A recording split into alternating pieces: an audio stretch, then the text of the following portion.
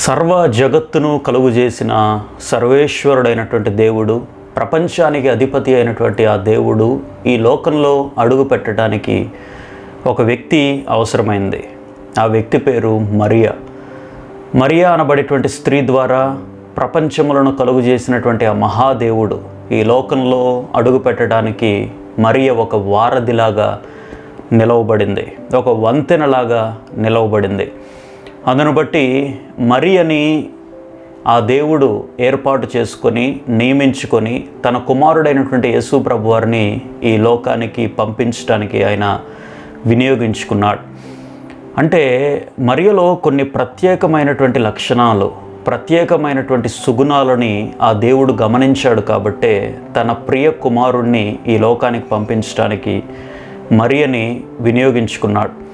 ఆ రోజుల్లో బహుశా చాలామంది స్త్రీలు ఉండుండొచ్చు, చాలామంది స్త్రీలు ఈ లోకంలో జీవిస్తూ ఉండుండొచ్చు. యూదా ప్రాంతంలో, ఆ బెత్లెహేం ప్రాంతంలో, ఆ ఇజ్రాయెల్ దేశంలో చాలామంది స్త్రీలు నివసిస్తూ ఉండుండొచ్చు. కానీ ప్రత్యేకంగా మరియనే దేవుడు కోరుకోవడానికి ఖచ్చితంగా కొన్ని ప్రత్యేకమైనటువంటి కారణాలు ఉండి ఉంటాయి. దేవుడు ఒకరిని ఏర్పాటు చేసుకున్నాడు అనంటే, ఒకరిని నియమించుకున్నాడు అనంటే, ఒకరిని హెచ్చిస్తున్నాడు అనంటే, ఒకరిని పైకి లేవనెత్తుతున్నాడు అనంటే ఖచ్చితంగా వారిలో కొన్ని ప్రత్యేకమైనటువంటి లక్షణాలను దేవుడు గమనిస్తాడు. ఆ లక్షణాలను బట్టి దేవుడు వారిని పైకి లేవనెత్తుతాడు. వారి యొక్క పేరు ప్రపంచమంతా కూడా మారుమోగే విధంగా చేస్తాడు.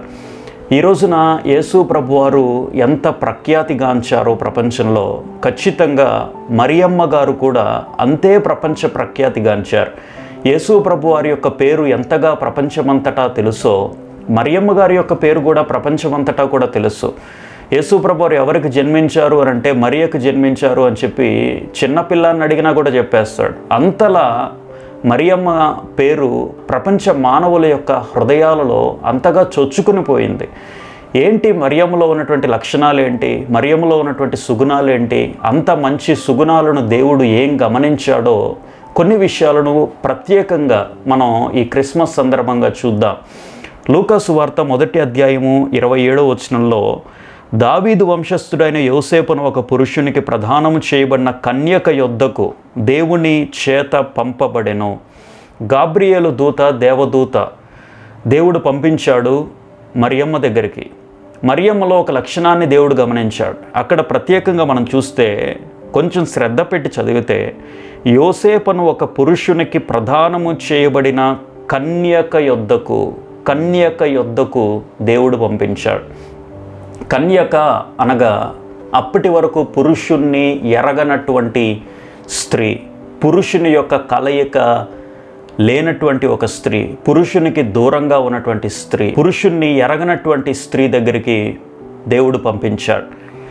ఆ రోజుల్లో మనం గమనిస్తే పాత నిబంధనకి క్రొత్త నిబంధనకి అనగా పాత నిబంధనలో చివరి గ్రంథమైనటువంటి మలాకీకి, అలాగే క్రొత్త నిబంధనలో మొదటి గ్రంథమైనటువంటి మత్తయి సువార్తకి కూడా సుమారుగా 400 సంవత్సరాల పాటు దేవుడు తన యొక్క ప్రత్యక్షతలను, దేవుడు తన యొక్క వాక్కుని ప్రపంచానికి తెలియచేయలేదు.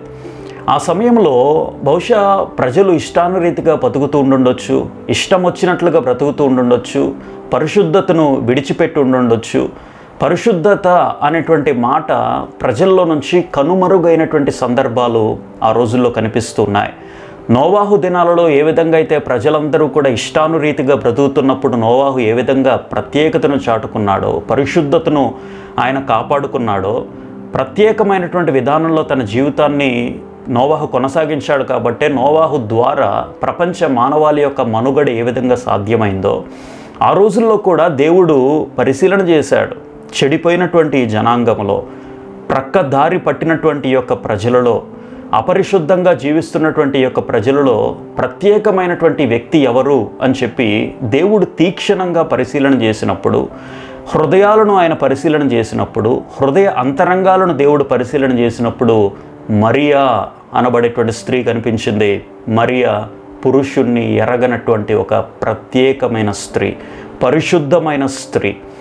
పరిశుద్ధత అనేది దేవుడు కోరుకుంటాడు. క్రైస్తవునికి పరిశుద్ధత అనేది ఆప్షన్ కాదు, కానీ పరిశుద్ధత అనేది mandatory. Holiness is mandatory for Christians. బహుశా మనము యేసు ప్రభు వారిని అంగీకరించకముందు, దేవుణ్ణి విశ్వసించకముందు ఈ లోకానుసారంగా జీవించాం, ఇష్టానుసారంగా జీవించాం, అపరిశుద్ధంగా జీవించాం, పాపములో జీవించాం, లైంగిక కోరికలు నెరవేర్చుకున్నాం, ఇష్టానురీతిగా లోకము ఎటు నడిపిస్తే అటు ఇప్పటి వరకు మనం నడిచాం. కానీ ఎవరైతే యేసు ప్రభుని విశ్వసిస్తారో, ఎవరైతే ఆయన రక్తము ద్వారా కడగబడతారో, ఆయన యందు విశ్వసించి ఎవరైతే పరిశుద్ధమైనటువంటి రక్తాన్ని తమ హృదయ అంతరంగాలలో ప్రోక్షించుకుంటారో వారు పరిశుద్ధపరచబడతారు. పాపులుగా మనం జన్మించినప్పటికీ కూడా పరిశుద్ధపరచబడేటువంటి అనుభవము ప్రభువైన యేసుక్రీస్తు ద్వారా మనకు అనుగ్రహించబడింది. అందును బట్టి పరిశుద్ధత లేనటువంటి వ్యక్తి దేవుని కుమారుడు కాలేడు, పరిశుద్ధత లేనటువంటి వ్యక్తి నిత్య జీవానికి వారసుడు కూడా కాలేడు. పరిశుద్ధత, హోలీనెస్ అనేది కేవలం మన యొక్క శరీరానికి మాత్రమే కాకుండా మన తలంపులకి కూడా ఖచ్చితంగా ఉండాలి. మన శరీరం బహుశా తప్పు చేయకపోవచ్చు, పాపము చేయకపోవచ్చు, లోక సంబంధంగా విచ్చలవిడిగా తిరగకపోవచ్చు, కానీ ఒక చోటే ఉన్నటువంటి మనము చాలా దారుణమైనటువంటి తలంపులని, చాలా లైంగిక ఇచ్చలని కలిగి ఉండి పాపపు మార్గములలో మనం నడవకపోయినప్పటికీ కూడా మన తలంపులు అపరిశుద్ధమైపోతూ ఉన్నాయి. మన శరీరము ఒకచోటే కదలకుండా ఉన్నప్పటికీ మన శారీరక తలంపులు మాత్రం చాలా దారుణంగా, చాలా లోకానుసారంగా మన తలంపులు ప్రవర్తిస్తున్నాయి.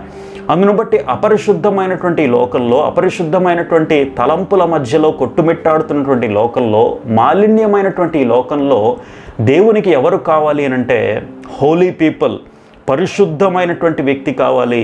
ఆ పరిశుద్ధమైనటువంటి వ్యక్తి ద్వారానే తన యొక్క కార్యాలు జరిగించాలి అని చెప్పి దేవుడు కోరుకుంటూ ఉంటాడు. బహుశా ఇప్పటి వరకు మనం కూడా పాపంలో జీవించామేమో, ఈ పాపం నుంచి బయటికి రాలేక ఇక ఏ మార్గమో కూడా మనకు కనిపించడం లేదేమో, పాపపు లోతులలో నుంచి, పాపపు క్రియలలో నుంచి, పాపపు తలంపులలో నుంచి బయటికి రావడానికి ఏ మార్గమో కూడా కనిపించడం లేదేమో.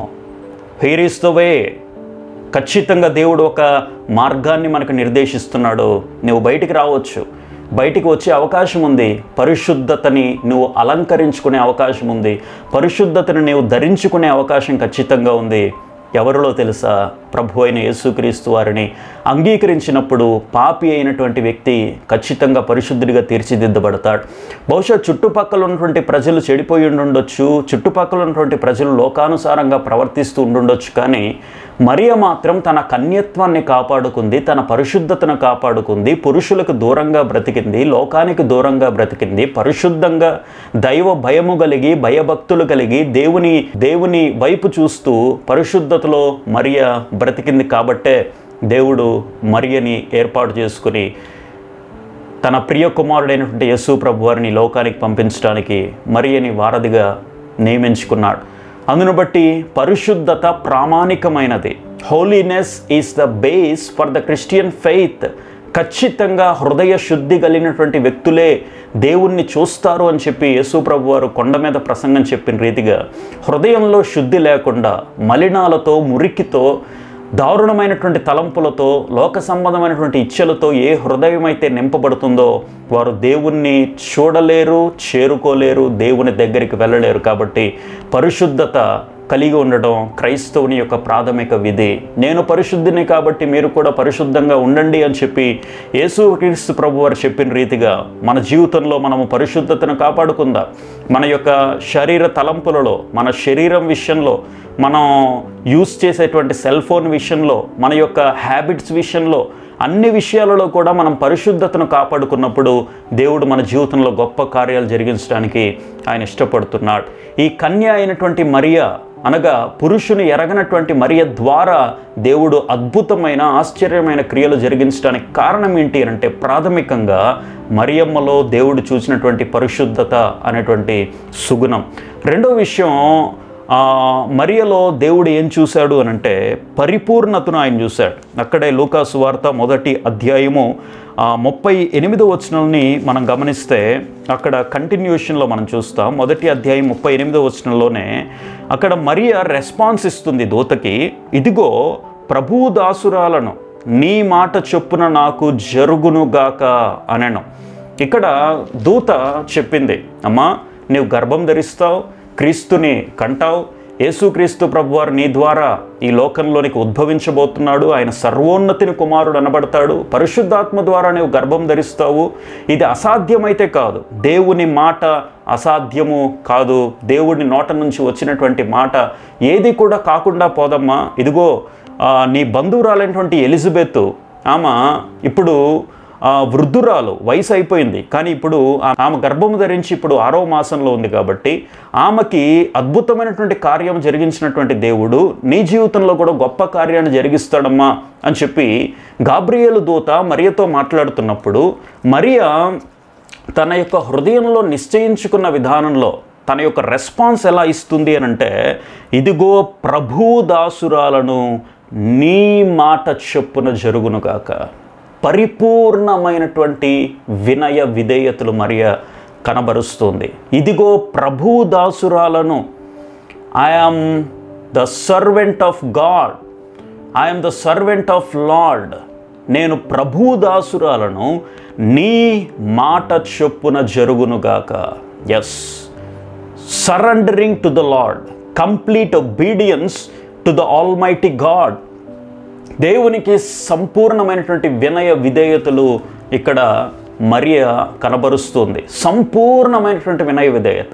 ఇది అనుమానాస్పదంగానో లేకపోతే సగం సగం మనసుతోనో, సగం అవుతుందో లేదో అనేటువంటి ఒక అటు ఇటు మనసు కాదు, సగం సగం మనసు కాదు, సంపూర్ణమైనటువంటి వినయ విధేయతలు మరియా ఇక్కడ కనబరుస్తుంది.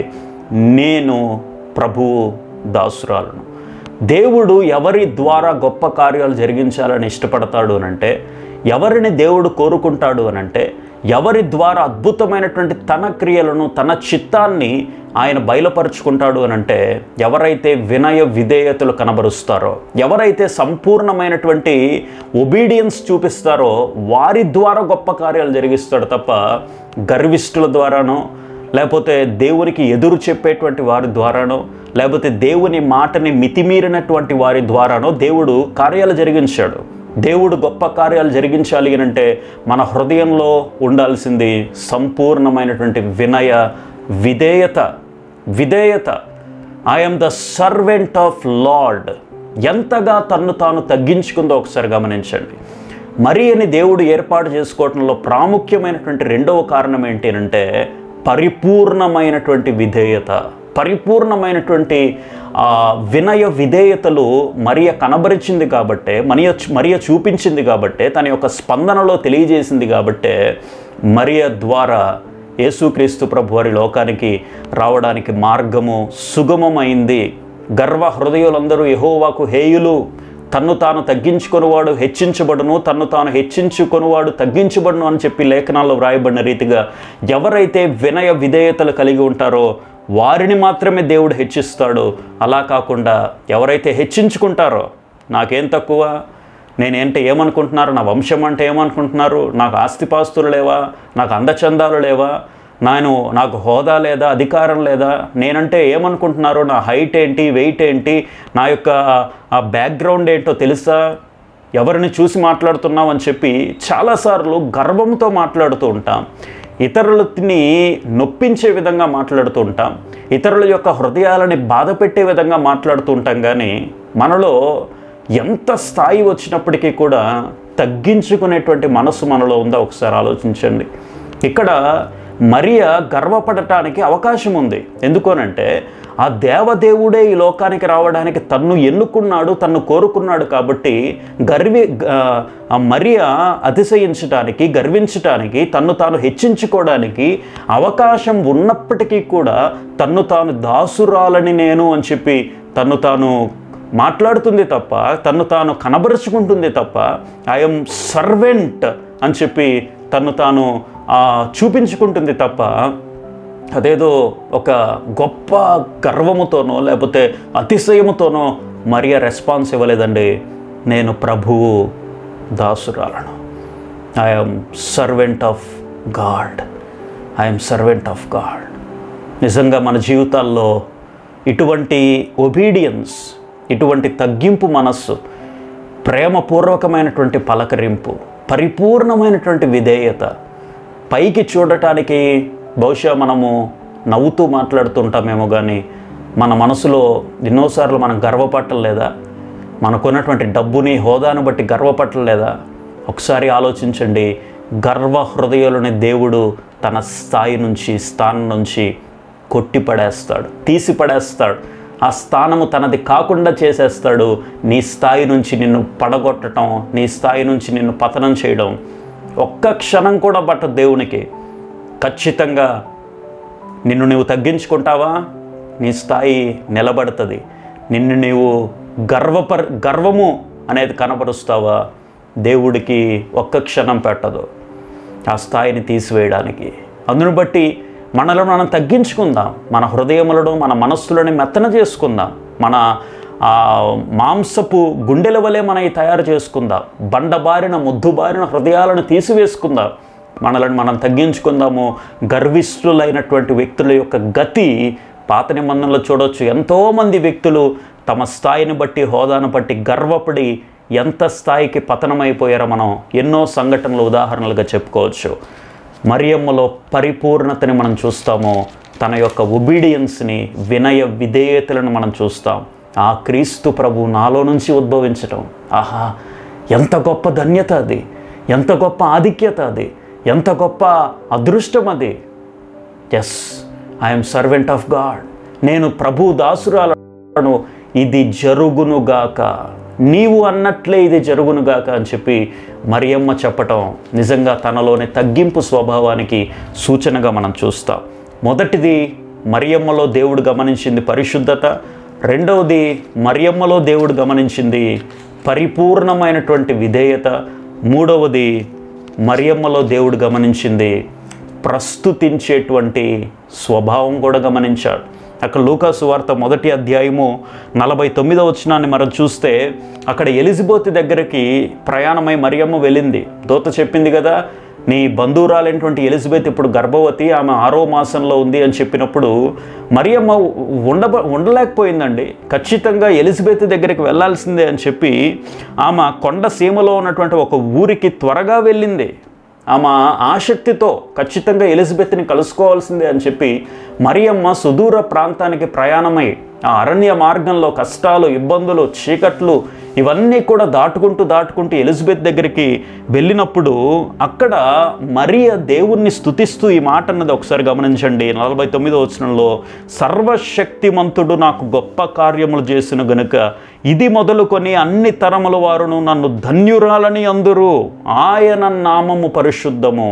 ఎస్, దేవుడు మరియను ఏర్పాటు చేసుకోవడానికి ప్రధాన కారణాన్ని మీరు చూస్తున్నారు.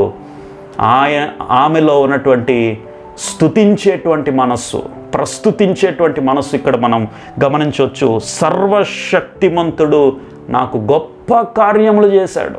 ఎస్, అప్పటికీ మరియా యేసుప్రభు వారిని కనలేదు. కేవలం మరియకి దూత వర్తమానం తీసుకొని వచ్చింది అంతే. కానీ ఇక్కడ మరియా ఏం చెప్తుంది? ఆ కార్యము జరిగిపోయినట్లుగా, యేసు ప్రభువారు తనలో నుంచి ఉద్భవించినట్లుగా, జన్మించినట్లుగా సర్వశక్తివంతుడు నాకు గొప్ప కార్యములు చేసేశాడు. Yes, God has done greatest things in my life, has done, చేసేశాడు అనబడేటువంటి మాట. జరగకపోయినప్పటికీ కూడా జరుగుతుంది అని చెప్పి ముందే స్తుతించటం క్రైస్తవుని యొక్క నిజ లక్షణం. ఆరాధన యొక్క నిజమైనటువంటి స్వరూపం ఏంటో తెలుసా? నీవు అనుకున్నటువంటి కార్యాలు దేవుడు ఖచ్చితంగా నెరవేరుస్తాడు అని చెప్పి ముందుగానే స్తుతించటం, ముందుగానే కీర్తించటం, జరుగుతుంది అని చెప్పి సంపూర్ణంగా నమ్మడం, విశ్వసించటం, ఆయన చేస్తాడు, చేయబోతున్నాడు, చేయగలిగినటువంటి సామర్థ్యం దేవుడికి ఉంది అని చెప్పి సంపూర్ణంగా నమ్మి ముందుగానే, క్రియ జరగకముందే, కార్యము జరగకముందే దేవుణ్ణి స్తుతించటం మన యొక్క లక్షణంగా ఉండాలి. ఈ మరియకి దేవుణ్ణి స్తుతించటం, దేవుణ్ణి కీర్తించటం, దేవుని యొక్క పాదాల చెంత చేరి ఆయనని ప్రస్తుతించటం మరియకి అదొక అలవాటు. ఇక్కడ ఎలిజబెత్ మాట్లాడుతూ చాలా విషయాలు దేవుణ్ణి స్తుతించటం, చాలా విషయాలు దేవుణ్ణి కీర్తించటం మరియ తన నోట్లో నుంచి అలా వచ్చేస్తున్నాయి. అనగా ముందు నుంచే మరియకి అదొక అలవాటు. దేవుణ్ణి కీర్తించటం, దేవుణ్ణి స్తుతించటం అలవాటులో లేకుండా మరియ ఇంతగా కీర్తనలు చేసేది కాదు. మరియకి తన యొక్క దైనందిన జీవితంలో దేవుణ్ణి స్తుతించడం, కీర్తించడం అలవాటు కాబట్టే ఇంత సుదీర్ఘంగా దేవుణ్ణి స్తుతిస్తూ ఉందనండి. ఈ రోజున మన దైనందిన జీవితంలో, మన అనుదిన జీవితంలో మనం ఈ లోకంలో జీవించి ఉన్నాము అనంటే, మన గుండె కొట్టుకుంటూ ఉందేనంటే, మన గుండె నిమిషానికి 72 సార్లు పైగా కొట్టుకుంటూ ఉంది అనంటే దానికి కారణం దేవుడు కాదా? 3 పూటల అన్నం తింటున్నావు అనంటే దానికి కారణం దేవుడు కాదా? వస్త్రాలు ధరించుకుంటున్నావు, ఇంటిని నిర్మించుకున్నావు, ఈ లోకంలో మరి సుఖ సంతోషాలతో నువ్వు జీవిస్తున్నావు, భార్యనిచ్చాడు, బిడ్డలనిచ్చాడు, తల్లిదండ్రులనిచ్చాడు, అన్ని వసతులు, అన్ని వనరులు అన్నీ నీకు సమకూర్చాడు దేవుడు. అన్నీ కూడా ఇచ్చినటువంటి దేవునికి మనం ఏం చేస్తున్నాం?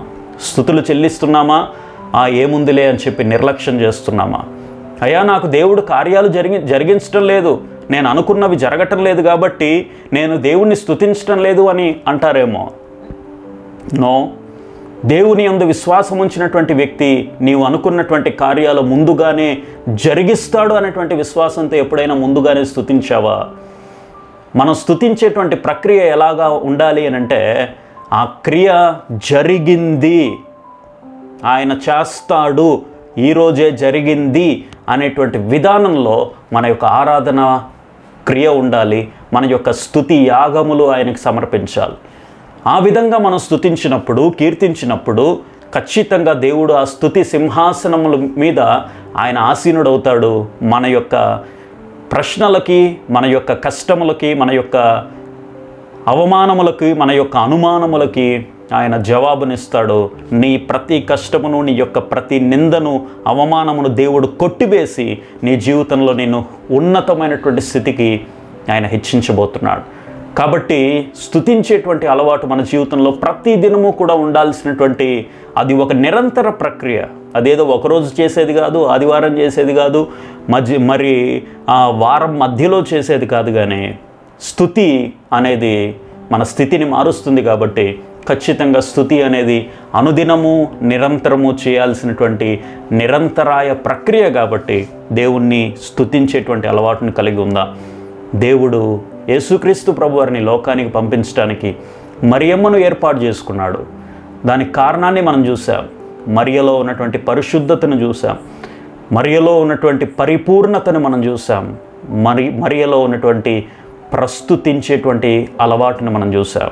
ఈ క్రిస్మస్ సందర్భంగా మన హృదయాలు తెరిచి ఒక్కసారి మనల్ని మనం పరిశీలన చేసుకొని, అయ్యా నీవు నా ద్వారా గొప్ప కార్యాలు, అసాధ్యమైనటువంటి కార్యాలు, అనన్య సామాన్యమైనటువంటి కార్యాలు, జరగనటువంటి కార్యాలు నాలో జరిగించాలి అని అంటే నాలో పరిశుద్ధతను కోరుతున్నావు, నాలో పరిపూర్ణ విధేయతను కోరుతున్నావు, నాలో నిన్ను స్తుతించే అనుభవం ఉందా లేదా, నిన్ను కీర్తించే అనుభవం ఉందా లేదా అని చెప్పి పరిశీలన చేస్తున్నావయ్యా. అయ్యా నన్ను నేను పరీక్షించుకుంటున్నాను. ఈ రోజు నుంచి నేను పరిశుద్ధంగా ఉంటా, ఈ రోజు నుంచి నేను విధేయతగా జీవిస్తా, ఈ రోజు నుంచి నిన్ను స్తుతించే అనుభవంలోనికి వస్తానని చెప్పి ఒక్కసారి మనం ఈ క్రిస్మస్ సందర్భంగా దేవునికి చెప్పుకొని, ఈ క్రిస్మస్ దినాలలో సంతోషంగా, ఆనందంగా మరియ జీవితంలో నుంచి మనం నేర్చుకున్నటువంటి పాఠాలని మన జీవితంలోనికి అన్వయించుకొని, అనుసరించి ఈ క్రిస్మస్ పరిపూర్ణమైనటువంటి క్రిస్మస్ని అనుభవించాలని చెప్పి మనసారా కోరుకుంటూ సెలవు తీసుకుంటున్నాను. Thank you.